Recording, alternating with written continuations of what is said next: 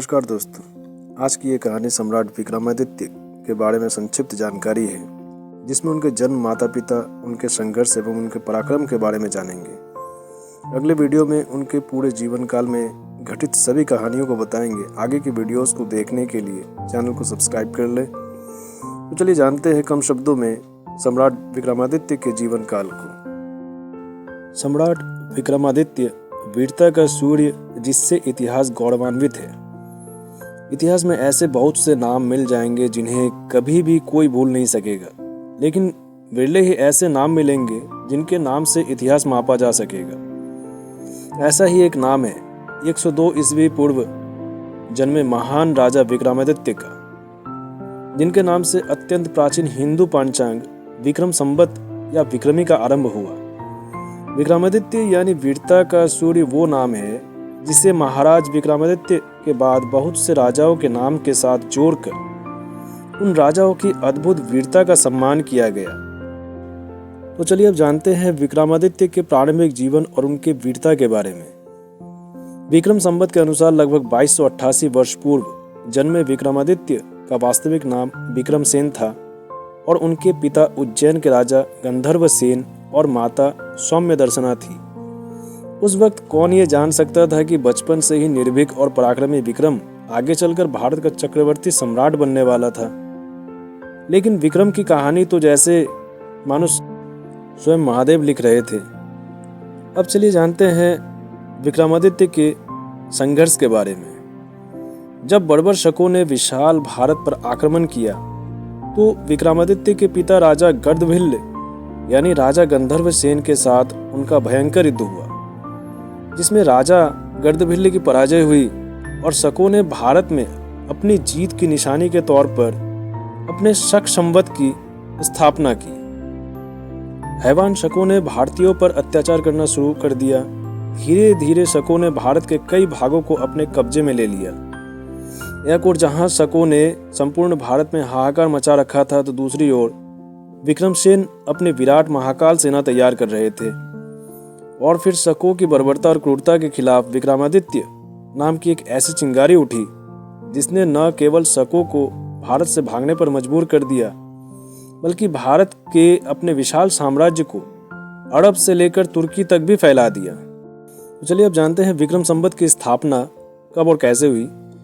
तो 57 ईसा पूर्व में शकों का काल बनकर युद्ध जीतने के बाद विक्रमादित्य ने विक्रम संवत की स्थापना की और भारत के इस गौरवमयी विक्रम युग में अपने साम्राज्य का विस्तार करना आरंभ किया।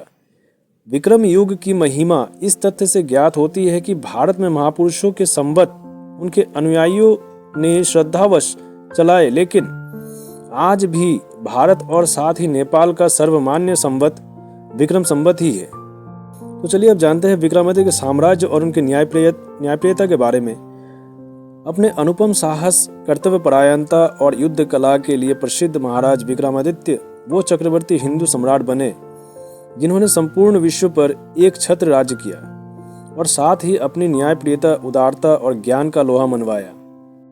महाराज विक्रमादित्य के भव्य साम्राज्य का अंदाजा इस बात से ही लगाया जा सकता है कि आज के Bharat, Pakistan, Afghanistan, Tajikistan, Uzbekistan, Kazakhstan, तुर्की, अफ्रीका, अरब, Nepal, Thailand, Indonesia, Cambodia, Sri Lanka, चीन और रोम तक राजा विक्रमादित्य का राज्य फैला हुआ था। चलिए अब जानते हैं विक्रमादित्य के दरबार के नवरत्न के बारे में। सम्राट विक्रमादित्य न केवल उच्च व्यक्तित्व के स्वामी थे, बल्कि उनमें किसी भी व्यक्ति को परखने की भी अद्भुत क्षमता थी।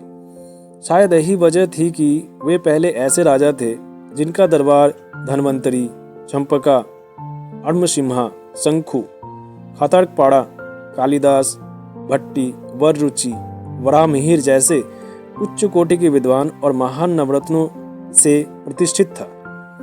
विक्रमादित्य की न्यायप्रियता और महानता की कथाएं प्रचलित है। सम्राट विक्रमादित्य की बुद्धिमत्ता, पराक्रम, न्यायप्रियता और महानता के विषय में संस्कृत, प्राकृत, हिंदी, बांग्ला, गुजराती आदि बहुत सी भाषाओं में अनेक कथाएं प्रचलित हैं, जिनमें बृहत कथा, बेताल पच्चीसी और सिंहासन बत्तीसी को भी कहानियां बेहद लोकप्रिय हैं। सम्राट विक्रमादित्य एक न्यायप्रिय राजा थे।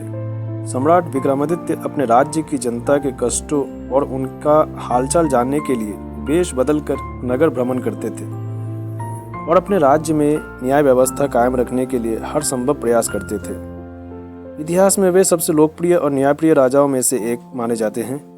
उन्होंने अपने राज्य में राम राज्य की स्थापना की और भारत का राजदूत बनकर भारतीय संस्कृति को संपूर्ण विश्व तक पहुंचाया। यह तो थी सम्राट विक्रमादित्य के बारे में एक संक्षिप्त जानकारी। आगे की वीडियोस में आपको सम्राट विक्रमादित्य के पूरे जीवन के बारे में बताने की कोशिश करूंगा। आगे भी इसी तरह की प्रेरणादायक कहानियों को सुनने के लिए हमें सपोर्ट करें, चैनल को सब्सक्राइब करें और यह कहानी आपको कैसी लगी कमेंट में ज़रूर बताएं और अगर वीडियो अच्छी लगी हो तो लाइक ज़रूर करें। धन्यवाद।